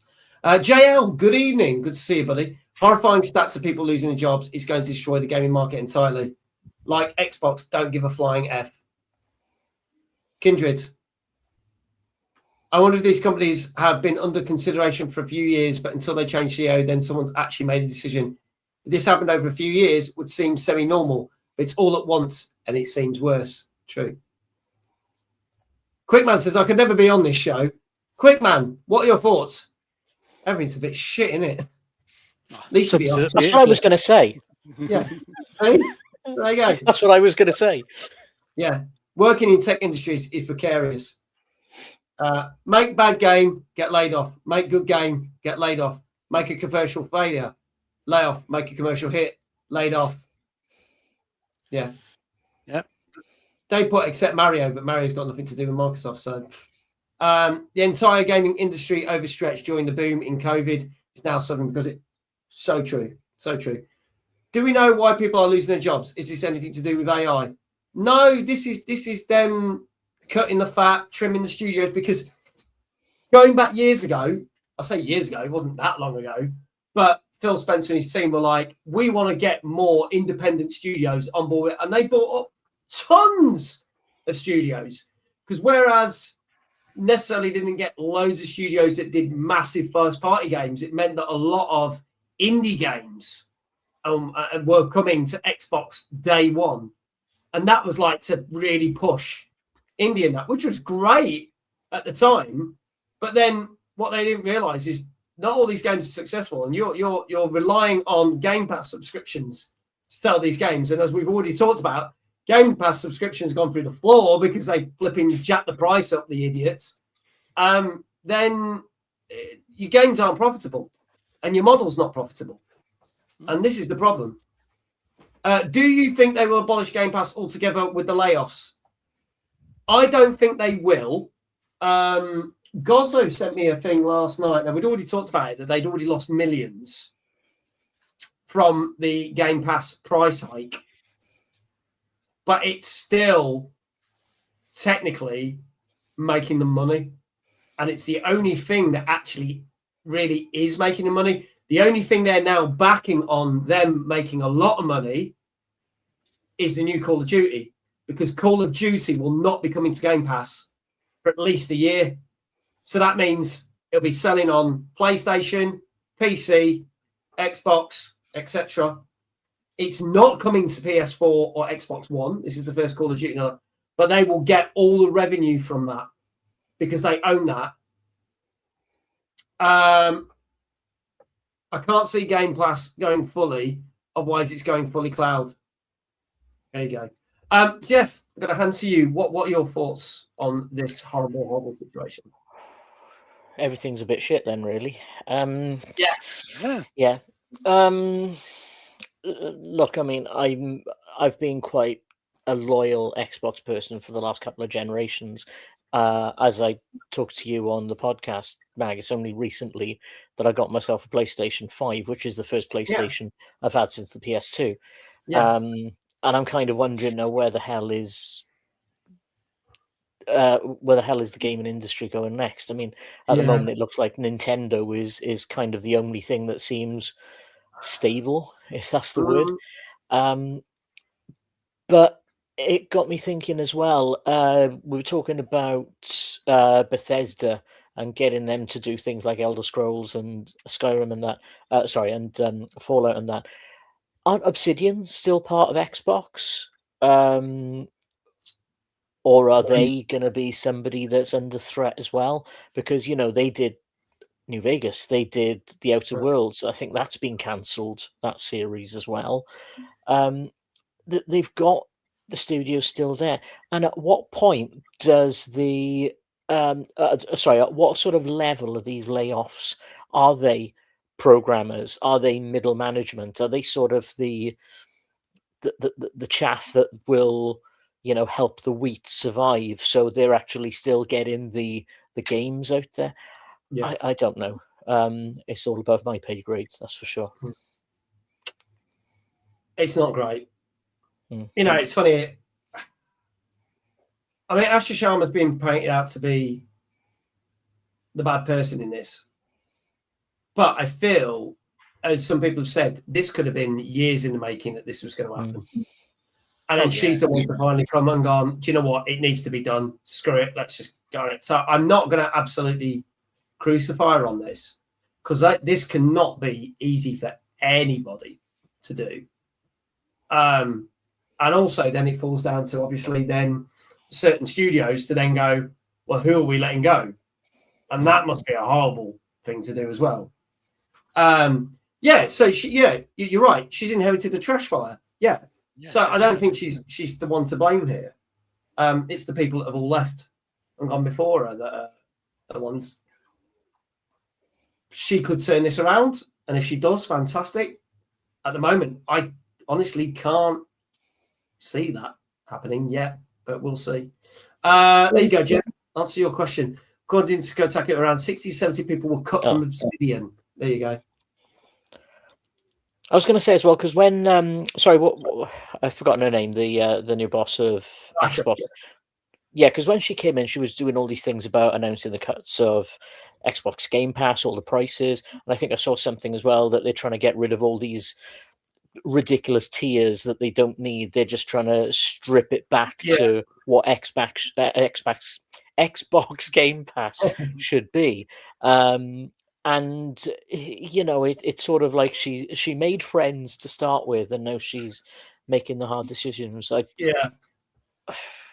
She is the bad guy in this, but it's weird to say. I kind of feel a bit sorry for her, because I do think she's inherited what was left really after the Xbox One fallout and the whole Kinect debacle, when the PS4 just massively outsold the Xbox One. And do you know what? It's funny, because you think about it now. At the time, everyone was like, oh, great, Phil Spencer is doing really good for this. And it's only in the last year or so before he left, it was like, oh, things are going a bit wrong for Phil Spencer. But then you do have to think and go, was he just literally just stringing it along and keeping the glue all together because it was just going to shit anyway? And then has gone, I'm off, see you later, and it was a new person. It does make you wonder. I mean, that might not be the case, but he was always painted as the good guy from the start. But it does make you wonder. Yeah, but I think things kind of went a bit. I think things kind of went a bit off after they brought Activision Blizzard, because that was so expensive. I think they started getting a bit more oversight from like above, the top level of Microsoft wanted. They want that money back, don't they? So probably forced them to do a few things they didn't want to do. So just, we are where we are now. Yeah. Easy win for them easy win for them would be to announce at Gamescom that the next Xbox will have a disc drive. Yeah.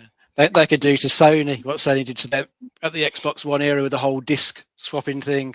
Yeah, because that's when Microsoft were trying to like do a lock in the disc of the console, get rid of the second hand market, and Sony was like, I just want disc like this on our console, not any fucking more. Yeah. But there you go. Final comment before we move on. He kept up the facade for as long as possible, and when this could no longer be held off, went, all right, I'm leaving. You get to be the evil person in the public opinion and bail with a golden parachute. There you go. Yeah, that's it. They get off scot-free with shitloads of money. Just like Jim Ryan on the PlayStation side for all the waste of money on live service over there. Christ. Yeah, there you go. Geoff stole Quickman's answer. Fire him immediately. Sorry, I saw that go past on chat, and I thought, I'm going to say that because what's your opinion on this? Yeah, of course it is. And then, to be honest, it is Quickman's comment and the whole thing about the shit show. Well, it's 100%. But I agree, 100%. Yeah, there's someone tweeting Asher every day. Is the Xbox Helix going to have a disk drive? She hasn't replied yet, actually. Abdu, good evening. Good evening. No. Anyway, we'll move on. Our hearts go out to all the people and employees yet again that have lost their jobs, and we hope that you may find new work soon. It's very, very tough out there. We wish all you and your families all the best. Okay. Moving on to our final game of the evening. This is a game that came out today. So there you go. We've gone from a couple of weeks ago right up to date. This came out on PC, Switch, and Switch 2, folks. And this is Moonlight Peaks. Let's have a look at the trailer for this. Hello, my little vampire. I'm so glad you're doing well in Moonlight Peaks. Your letters always brighten my nights. Does the old farm feel like home yet? You've always had a knack for making spaces feel enchanting. It sounds like your spells and potions are improving too. Isn't it nice to have a little magical help to lighten the load? I love hearing about your new hobbies as well. They sound like great fun and a wonderful way to meet new people. Speaking of which, you'll have to introduce me to all your new friends when we visit. I think it'll be good for your dad to be back in Moonlight Peaks too. It's far past time the families in town made peace with each other. Anyway, I can't wait to see you again, my darling. I'm sure you've changed a lot, in more ways than one. See you soon in Moonlight Peaks. Love, Mom. Available now.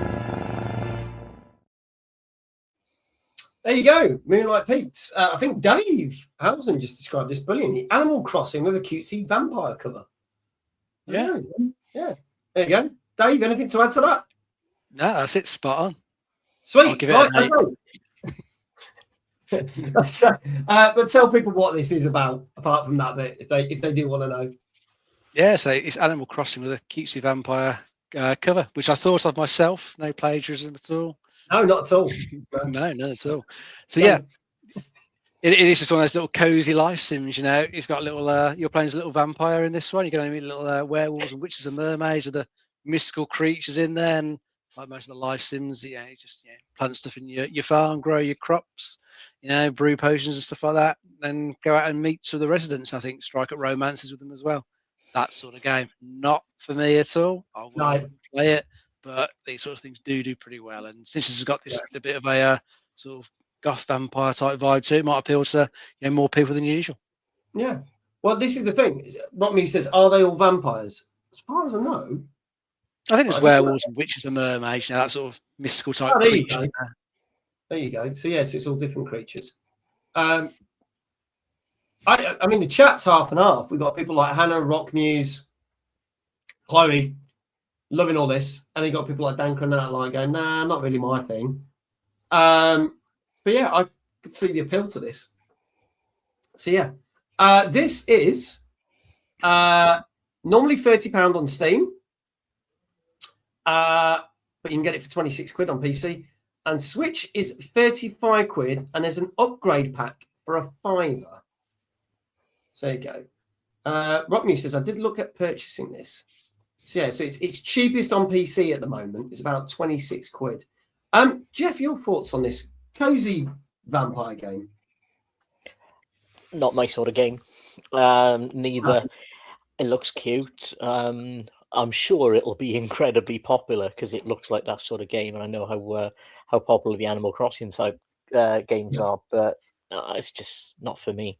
Wish it all the best in the world, but it's not going to end up on any of my machines. I don't think. Sorry. Dave says the Switch one is more expensive, or you can pay even more to play on the Switch 2. Also, why haven't I fired Dave and Geoff? Because I haven't had the facts from Asher yet, so I can't really do much. My hands are tied. Sorry, and Phil Spencer's on holiday on the beach. There you go. Abdul's mentioned about some game called Washington Prime. I've never heard it. If you want to put the trailer in the Discord, in the media links, I will have a look at it for you. But it's not something I've heard of, and not something that we're talking about tonight. Right, folks, let's get your scores in for this, because our last game of the night. Coming up after that, we're going to be talking about ironically, the Xbox retail charts. Let's see what we got. Danka, 8 out of 10. Brian, 8 out of 10. Hannah, 8 out of 10. And Hannah even said, I'm looking, she's finished Pokemon Pokopia, so this is the next thing that she probably want to play. Chloe, 8 out of 10. Kindred, 8 out of 10. Dave, 8 out of 10. Start with you, Geoff. 8 out of 10. 8 out of 10. Dave, what say you? I was thinking 8 out of 10. 8 out of 10, that's fine. Iquel, 6.5. Blaine, 8 out of 10. Rocknew says 7.5, so I don't hurt anyone else. Bless you. Any more for any more, folks? This is Moonlight Peaks, which came out today on PC, Switch, and Switch 2. Retro Shazar saying 7 out of 10. And if there are no more guesses,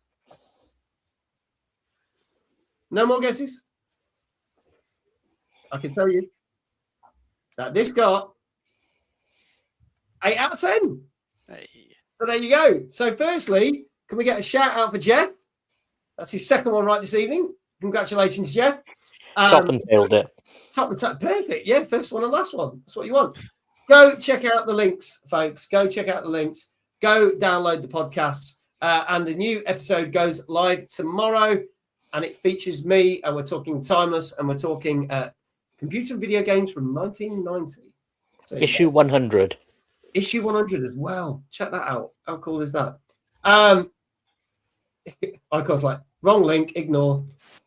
Thank you. Well done. Well done to everyone. Danka got all 6 right this week. He's been on a bit of a iffy streak, but this week he's proved to get it right. So well done, Danka. And well done to the following people. Flame, Dave Housen, Kindred, Chloe, Hannah, Brian, Danka. Well done. I love Geoff podcasts. He has top quality guests on there. Cough. Yes, like you, Brian.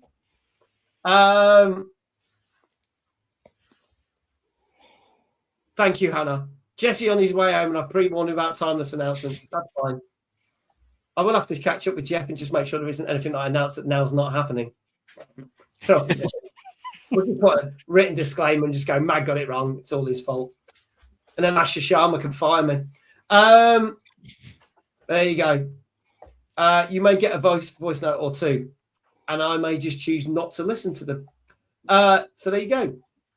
Congratulations to everyone got it right. Dave also got it right. Exclamation Dave in the chat. Dave, what would you like for your last shout out? What are the options you can do? Because you've had the knee cracking. You kind of did a bit of a spinning around. What else can you do in there? So I could probably actually go out the door, walk down a corridor from where I am, and then walk in. Why not? Why not? It's going to be weird because I might run into other people where I am, but let's see.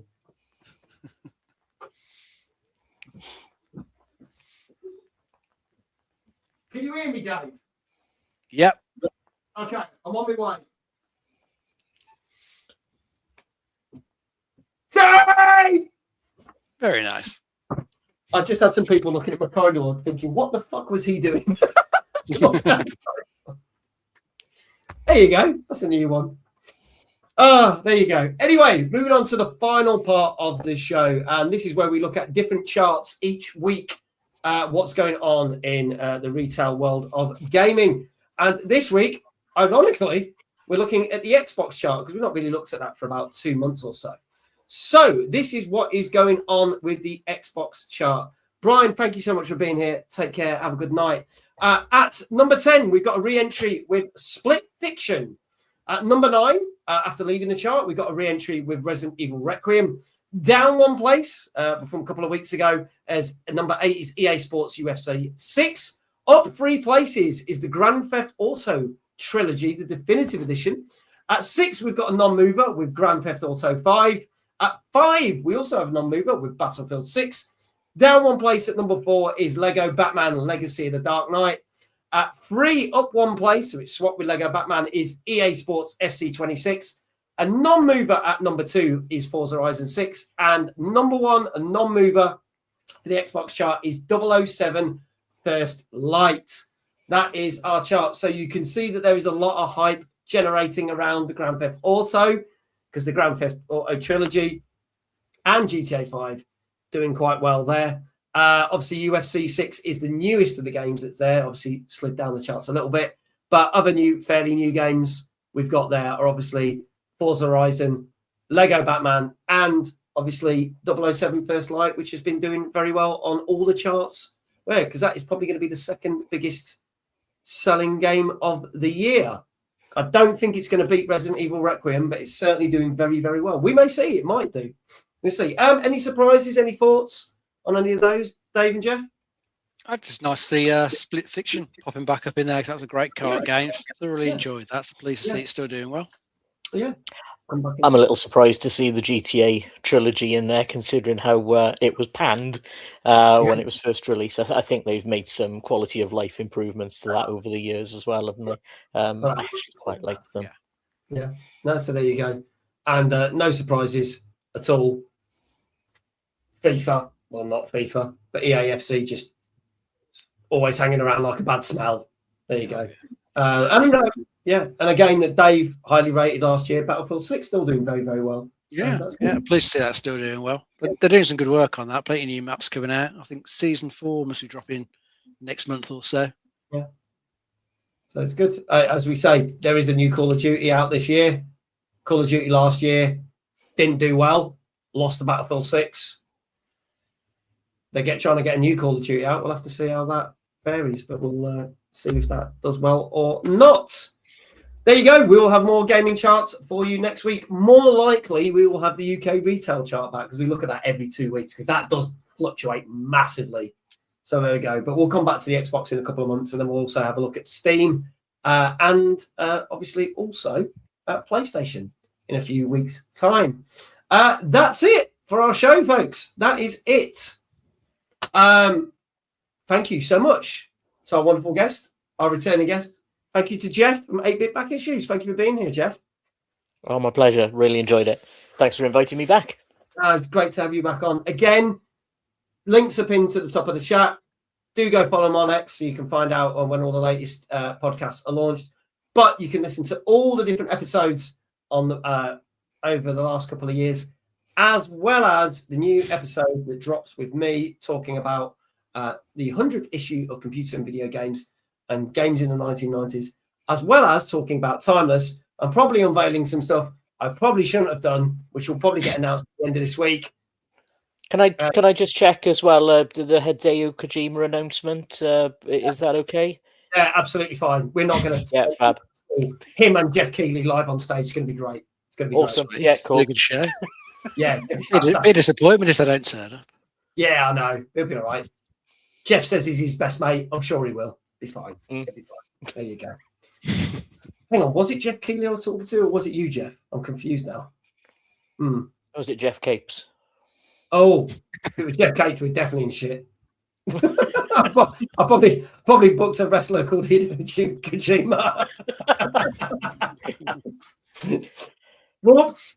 There you go. Good evening, Ems. She said, sorry, I was fashionably late as always. That's all right. As always, thank you to my co-host that knows the most, Mr. Dave Jones. Always a pleasure, mate. We will be back with Tuesday Night Gaming Chat next week. Our guest next week will not be Dave Housen, he said. It will be the wonderful Enzy Lee, the wonderful cosplayer and Just Dancer, who officially appears in some of the Just Dance games, and also running our Just Dance competition for this year, yet again, at Timeless. So she will be our guest next week. Also, tomorrow, I might be starting a little bit early, might be starting about 15 minutes early, because literally Twitch have offered me a sponsorship just before I went live. So we will be broadcasting for the first half an hour to an hour the opening ceremony to the Esports World Cup. So we are going to be basically live broadcasting that. And then when that's done, we're going to be going into a bit of Gartic phone. So there you go. So Twitch basically went, do you fancy this? And I went, yes. There you go. As you know, I do this full time. If they offer me money, I'm going to take it. And I thought, do you know what? We've never done this before. Let's give it a whirl go. If we all have a big snooze and we find it boring, I'll never do it again. So there you go. So you can blame me for that one.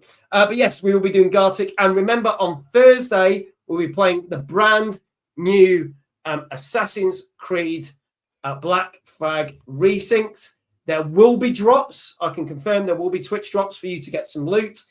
And I'm still waiting for it to be confirmed, I may still have 2 copies of the game to give away.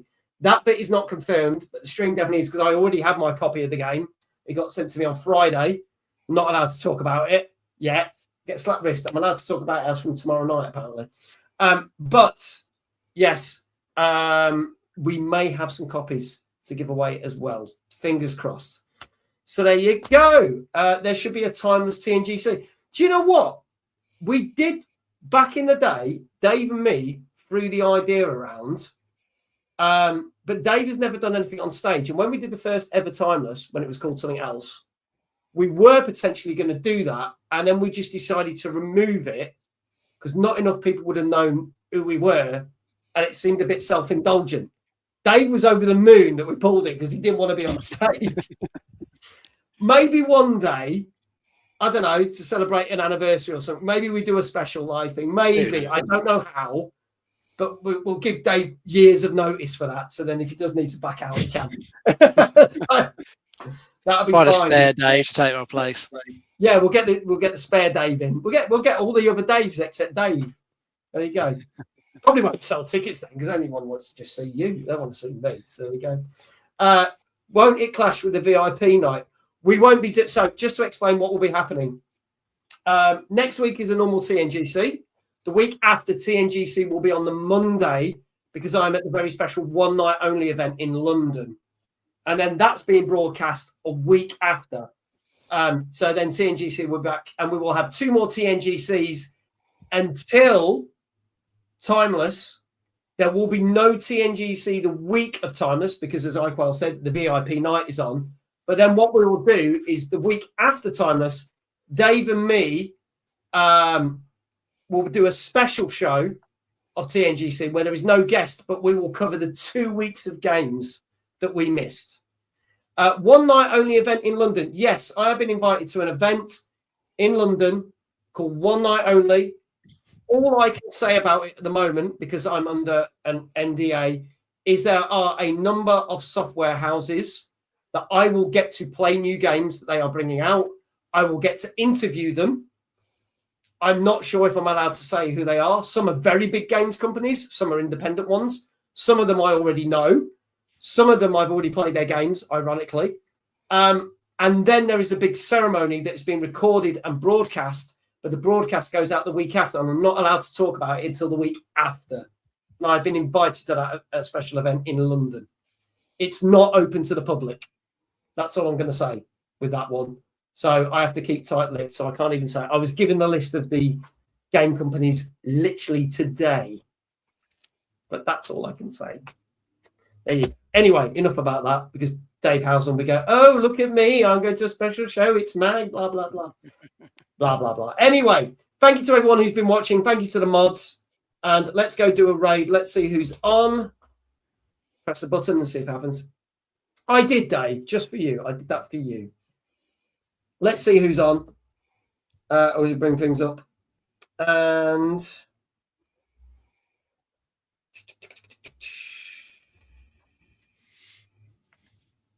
let's go. Let's go with, I'm going to jump back a page.